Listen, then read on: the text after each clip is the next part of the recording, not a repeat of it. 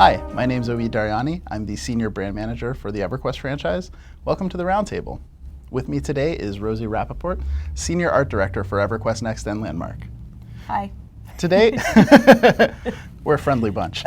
Today we're talking about building styles, and we asked the question, what style do you want to build in Landmark? And the answer that we got resoundingly was fantasy. That's right. So what we're really getting at here is that we want to provide props and materials that are going to allow builders to expand their imagination and really go outside of fantasy and really do whatever they're interested in. Yeah, I guess, when we ask EverQuest franchise fans what style they want, we can't be surprised when they say fantasy. That's right. I think a lot of people want to build in the EverQuest Next style, things for EverQuest Next. And so we're going to put a heavy focus on that kind of material, that kind of props, which is great news for us because we're already doing that. That's right. We're already doing that. But now we're trying to think about what else do we need to support what people want to do. So one of the things that I've noticed a little bit on Twitter, because a little while ago we asked the question, what kind of props you want to see in EverQuest Next Landmark, and some of the answers were, what's a prop? Could you just explain to us real quick what a prop is? So what we have is we have voxels, and voxels are building blocks that we construct all of the architecture and in fact all the terrain and architecture with these blocks. But they're not super small.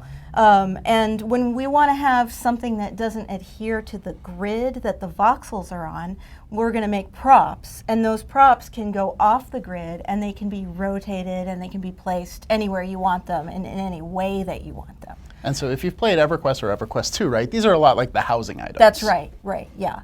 And so I think people wanted to see a lot of things that they had seen before in those games. But what we really want to create are props that will be used in multiple ways to create different effects. Can you give me an example of what you mean by that? Sure. So for example, we saw Eric Smith's mech that he built. For the guns, he put barrels because there were no guns, so he just put barrels. Like literal barrels, that's like right. Wooden barrels. That's right, literal EQ Next barrels. Mm-hmm. Another thing that was really interesting was one of the artists built an airship, and for the, I guess, rudders or whatever, was sort of like a steamboat. He put a water wheel. He put two water wheels on either side, which slowly turned, and it was a really great effect. But it was just a simple water wheel. And then for a sail, he used a big piece of fabric.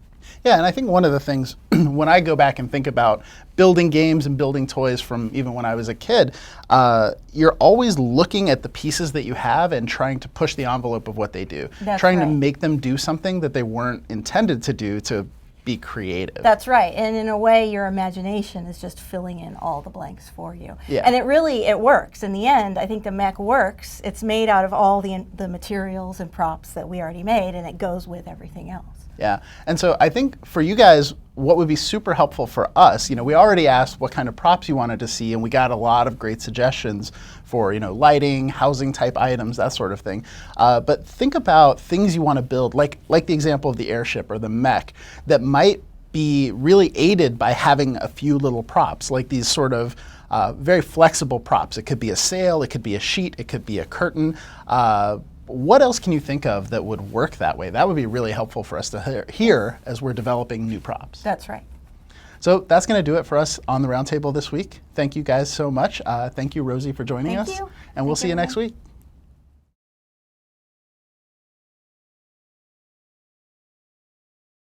Sony.